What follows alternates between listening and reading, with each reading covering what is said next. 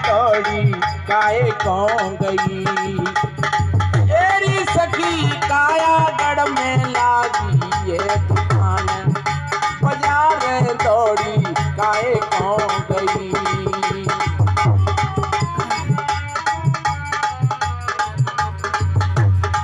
वो बाजार दौड़ी।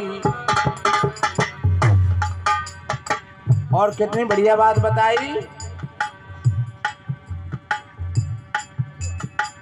इस पद की अगर एक एक पंक्ति का अर्थ किया जाए तो बहुत बड़ी किताब बन जाएगी।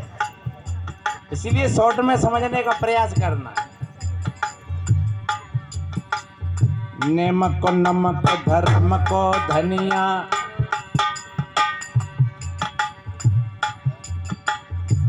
भोजन में तुम्हारी रसोई में सारी चीजें हैं, लेकिन नमक नहीं हो तो रसोई कैसी बनेगी।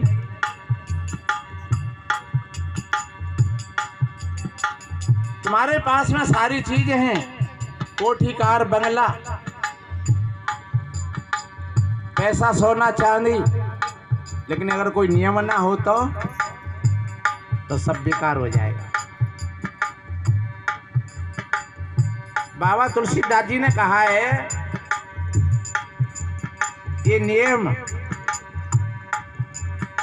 समझम नियम सिली मुख नाना, वो प्रसंग कभी बताएगा तो फिर सुनाएंगे। यहाँ नियम की कोई ऐसी बात नहीं है कि तुम अपने नियम बनाओ। यहाँ भीतर से जब संयम का उद्भव होता है तो मेरे बहन भाइयों फिर नियम अपने आप बन जाते हैं। और एक बात बताएं, नमक कम रहेगा तो रसोई फीकी रहेगी, और न ज्यादा आएगा तो समझ लो रसोई बिगड़ी गई। एक बार हमने दाल बनाई, नमक कम रहेगा तो फिर वहां में नमक डाल दो तो फिर वो ज्यादा डरेगा। वहां में कहीं नमक ज्यादा है जा में, हमने कहीं ना घी डाल ले जा में तो घी डाल होते ही वहां में और नमक ज्यादा लगो।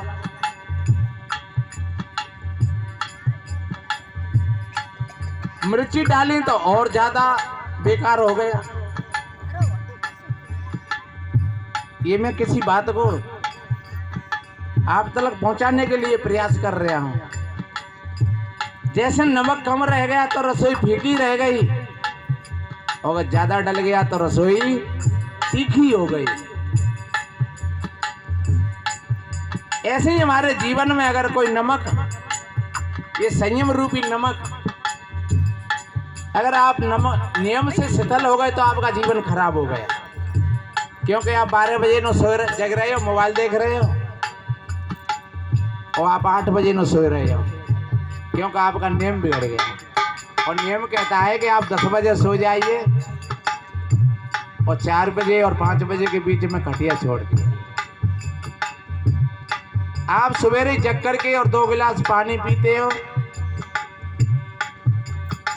और आप फ्रेश होने के लिए जाएंगे, आपका पेट सफा हो जाएगा। अगर आप 7 बजे 8 बजे लेटरिन करने के लिए गए तो मैं दावे के साथ कहता हूं आपका पेट सफा नहीं होगा, और पेट सफा नहीं होगा तो आप किसी न किसी रोग से ग्रसित बने रहोगे। चाहे फिर बवासीर हो जाए, अल्सर हो जाए, बगंदर हो जाए, छाले हो जाए, ये सारी की सारी ये बीमारी हमारे पेट से पैदा होती है। और क्यों? क्योंकि ये फ्रेश होने का जो समय है ये सूर्य उदय होने से पहले का है। और अगर सूर्य उदय के बाद में आप गए तो आपके भीतर में गुणों का परिवर्तन हो गया।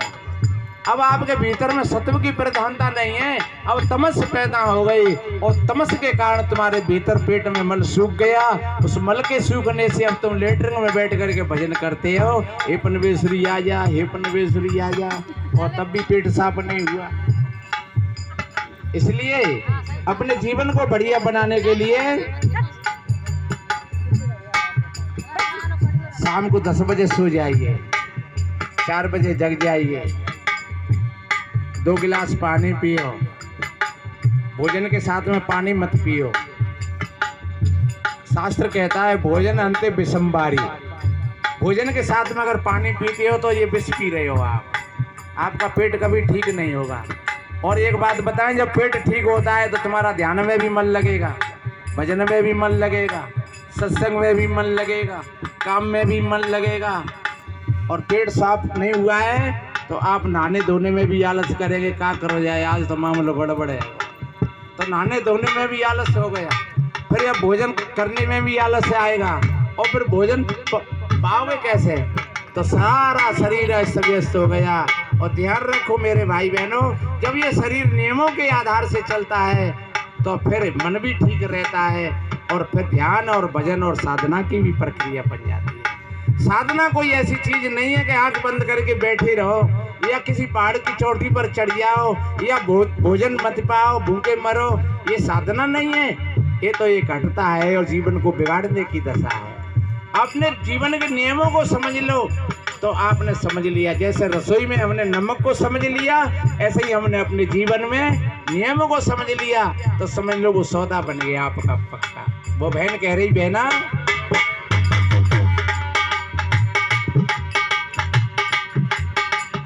नियम को नमक, धर्म को धनिया। धनिया ठंडा होता है और धर्म भी ठंडा होता है। तुम्हारे चित्त में भीतर उष्णता भरी है तो आप धर्मात्मा नहीं हो। तुम्हारे चित्त में क्रोध है तो आप धर्मात्मा नहीं हो, क्योंकि धनिया ठंडा होता है। और धर्म का अर्थ भी, क्योंकि धर्मशील, एक अच्छा शील, एक अच्छा स्वभाव, एक अच्छे नियमों पर चलना ही धर्म है। धर्म कोई हिंदू और इस्लाम और सिख और ईसाई नहीं है। धर्म कोई ब्राह्मण